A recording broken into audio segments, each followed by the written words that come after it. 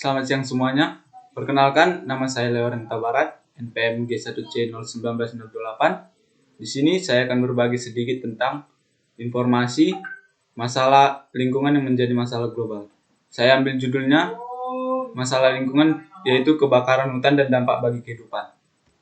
Pendahuluannya, kebakaran hutan di Indonesia saat ini dipandang sebagai bencana regional dan global. Hal ini disebabkan oleh dampak dari kebakaran hutan yang sudah menjalar ke negara-negara tetangga dan gas-gas hasil pembakaran yang diemisikan ke atmosfer berpotensi menimbulkan pemanasan global.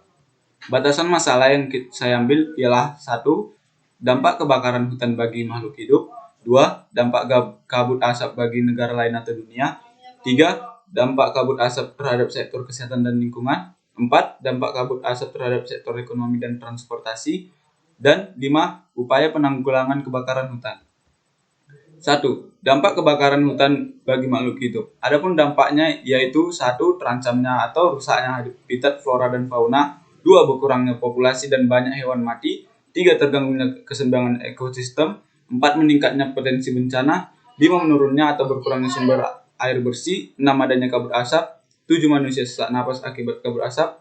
8. Pencemaran udara. 9. Terjadinya pemanasan global. Adapun dampak kabut asap bagi negara lain atau dunia.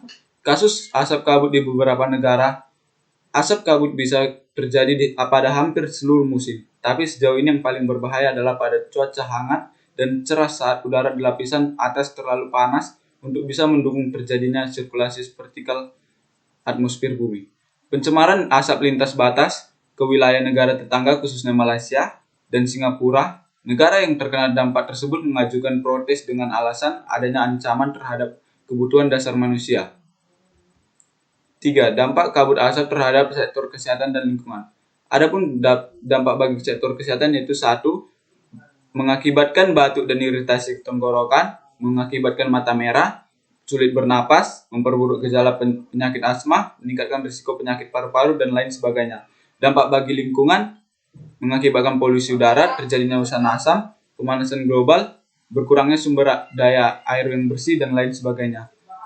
Dampak kabut asap terhadap sektor ekonomi dan transportasi. Sektor ekonomi dan transportasi. Sementara itu, dampak yang tak kalah pentingnya dari asap kabut terjadi pada sektor ekonomi. Mengapa? Di samping besarnya alokasi dana yang dibutuhkan untuk mengatasi masalah tersebut, besaran dampak yang ditimbulkan terhadap kondisi sosial dan perekonomian masyarakat juga cukup tinggi.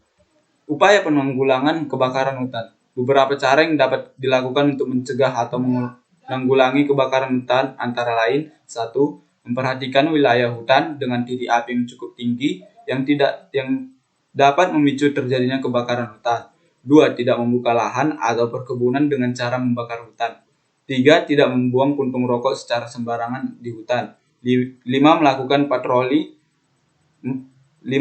patroli secara berkala untuk mengecek kondisi hutan. Melakukan pemotretan citra secara berkala terutama di wilayah dengan titik api yang tinggi.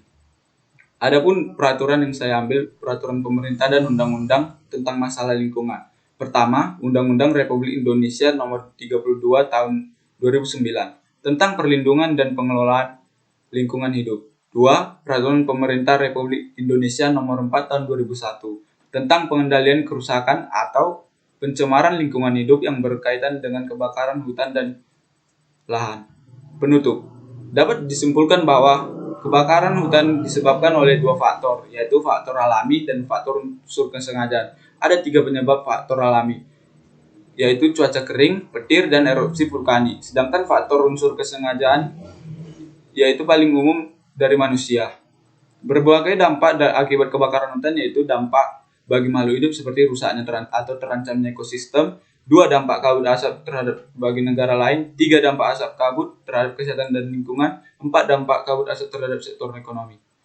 Oke, sekianlah dari video saya. Saya ucapkan terima kasih.